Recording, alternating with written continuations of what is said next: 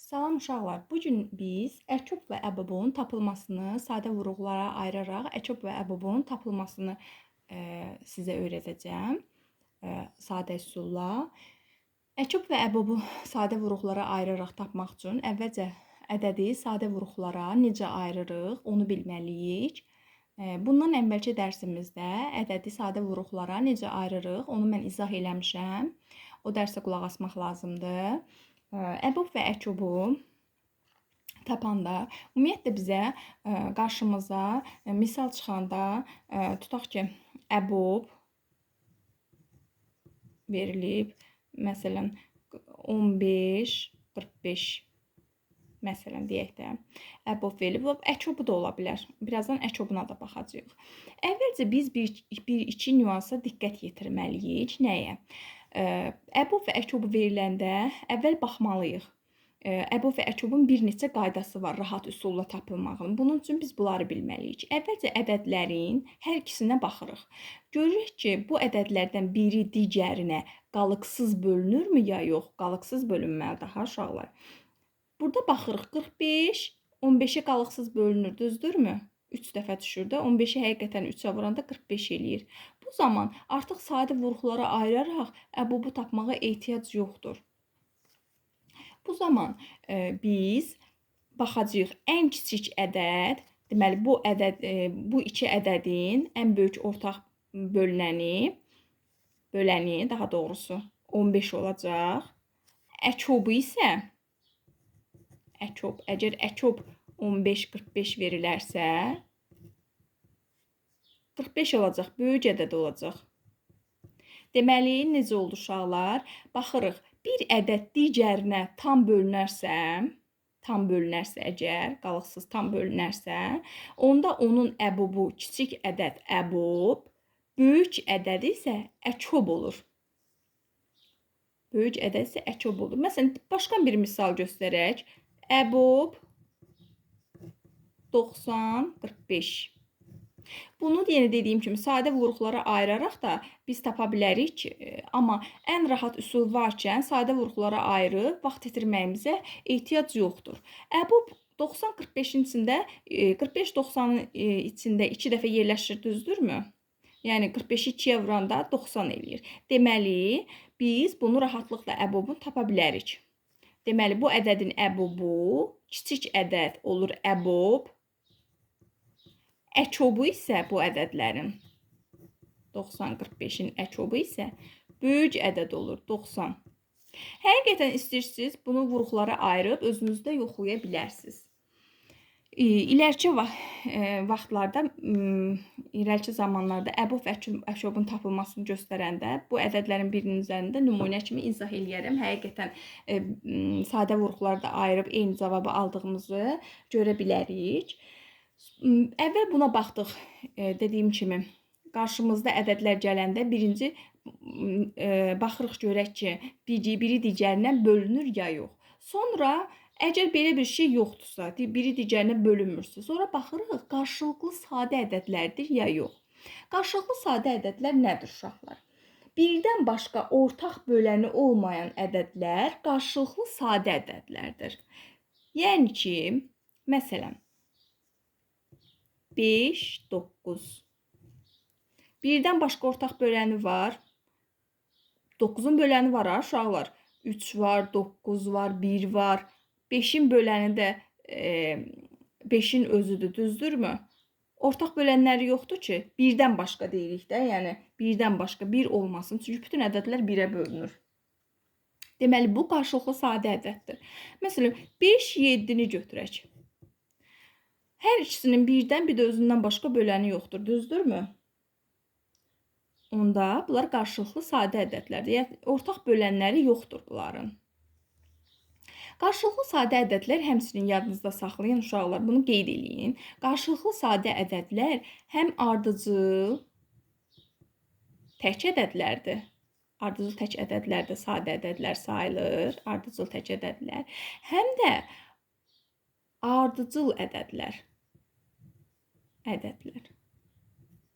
Gəlin misal göstərək. Ardıcıl tək ədədlər elə 5, burada 7-ni qeyd eləmişəm. 5, 7. Görürsünüz, qarşılıqlı sadə ədədlərdir. Yəni, ardıcıl tək ədədlər sadə ədədlər alınır. Bir də var, ardıcıl ədədlər. Yəni, 16, 17. Olsun 17, 18. İstədiyiniz ard-arda olan ədədləri yazsaz, bunlar qarşılıqlı sadə ədədlərdir. Amma ardıcıl tək ədəd də olmaya bilər, ardıcıl ədəd də olmaya bilər. Baxın, elə burada 5-dən 9 nə ardıcıl tək ədədlərdir, nə də ardıcıl ədədlərdir. Amma qarşılıqlı sadə ədədlərdir. Deməli, indi qaydaq qarşılıqlı demişdik axı əbob əçob baxanda birinci bu nüansa diqqət eləyirik. İndi baxacağıq görək qarşılıqlı sadə ədədlərdirlər verilən bizə ədədlər yoxsa yox. Məsələn, indi bunu sizə nümunə üzərində izah eləyim. Gəlin. Gəlin baxaq. Bir dənə qarşılıqlı sadə ədəd yazaq. Elə 5-7-ni götürək də. 5-7-ni. Əbob 5-7. Düzdürmü? Baxdıq, gördük qarşılıqlı sadədir. Aha, burada bir qaydamız var. Asan tapılma qaydası. Əbob əgər qarşılıqlı sadə ədəddirsə, onda onların əbobu həmişə 1-ə bərabər olacaq. Bunu yadınızdan çıxartmayın. Qarşılıqlı sadə ədədlərin əbobu 1-ə bərabərdir. Əçobları isə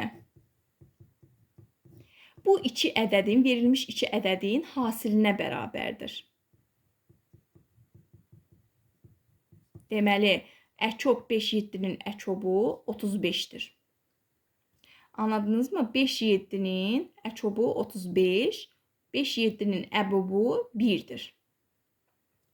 Bunu digər başqa misallarda da biz sınaya bilərik. Deməli, bunlara baxdıq.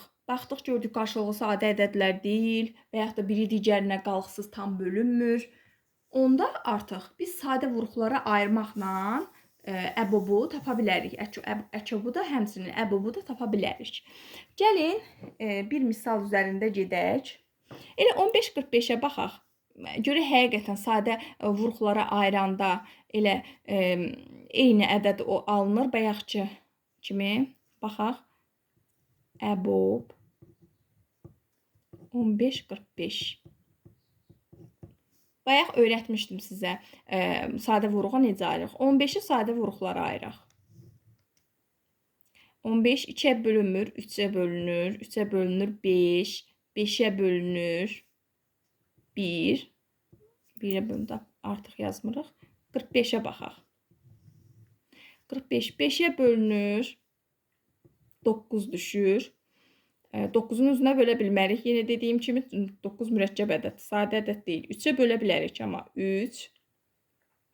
3-ə böldükdə 3, yenidən 3-ə bölə bilərik 1. İndi əbobu necə tapırıq? Əsas məsələ buradadır. Əbobu tapanda uşaqlar, əvvəl baxırıq görək, hansı ortaq vuruqlar var? 3 burada da var, burada da var. 5 burada da var, burada da var. Düzdürmü uşaqlar? Deməli, bir eyni vuruğumuz 3 oldu. Digər eyni vuruğumuz isə 5 oldu. Onların hasili bizə əbobu verəcək. Deməli, əbob 15-45, 15-dir əbob. İndi əçoba baxırıq uşaqlar. Əbobu bildik. İndi keçirik bunların əçobuna baxmağa. İndi görək, əçobu həqiqətən 45-i verəcək. Çünki bayaq dedik axı, biri digərinə qalıqsız bölünəndə böyük ədəd əçob olur. İndi görək, kiçik ədəd tapdıq, doğrudur. 15 imiş. Amma bayaqki variantdan görürsünüz necə tez tapa bilirik vuruqları ayırmadan. Amma indi vuruqları ayırırıq, eyni cavab verir. Ona görə bu misal üzərində işlədim ki, biləsiniz ki, eyni cavabları verir. Sadəcə o üsul daha rahat üsuldur, daha tez üsuldur.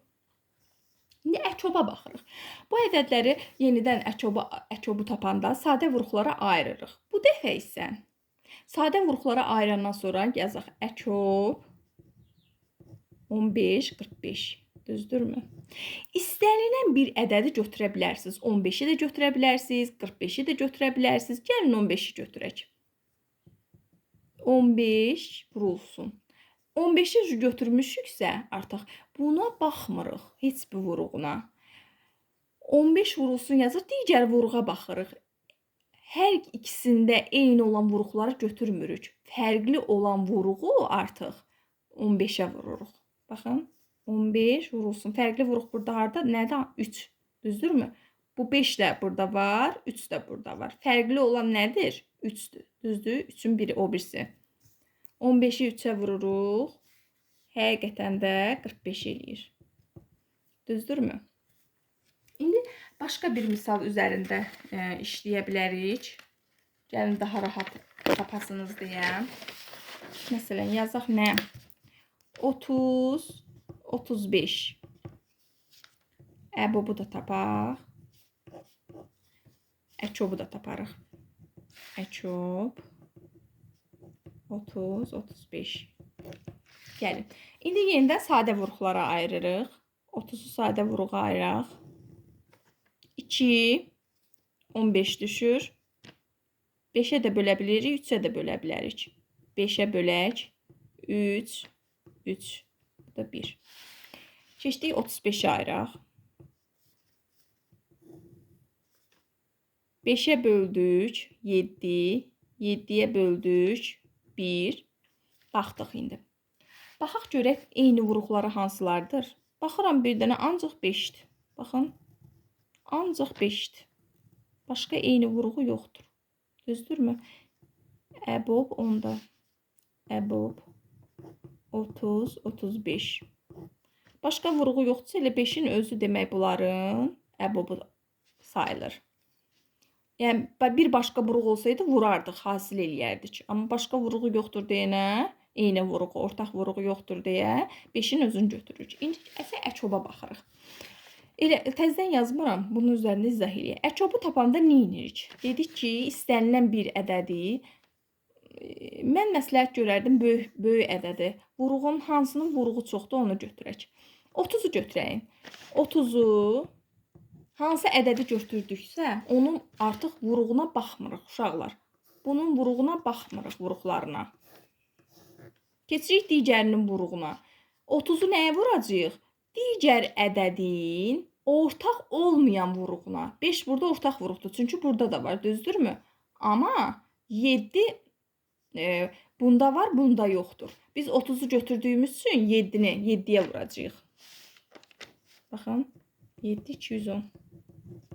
Bir də onu deyim uşaqlar, 30-u götürməyə 35-i də götürə bilərik ya. 35-i də götürəndə gəlin 35-i götürək. Əçob 30, 35. İndi sizə eyni ədəd alındığına sübut eləyək də. Əçob 35-i götürdük. Yazacağıq 35 vurulsun.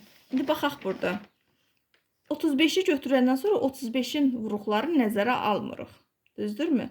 İndi 35-də götürmüşüksə 30-un vuruqlarına baxırıq. Eyni olmayan, ortaq olmayan vuruqları hansıdır? 3, bir də 2. Deməli 35 vurulsun 3, vurulsun 2. Bu da 35-i 5-ə vuranda həqiqətən 210 eləyir. Düzdürmü? Bu 35-i uşaqlar məktəb kitablarında elə vuruqların özü kimi yazılır. 5 vurulsun 7 kimi yazılır. Baxın. Mən özünü götürdüm, amma 5 vur 7, bir də ortaq olmayan vuruğu yaza bilərsiniz. Amma 35 götürməkdə elə düzgün cavab eyni alınır da. Çünki 35-in vuruğu elə 5 ilə 7-dir. Yəni belə. Əçobu, əbobu biz belə tapırıq. Sadə vuruqlara belə ayıraraq tapa bilirik.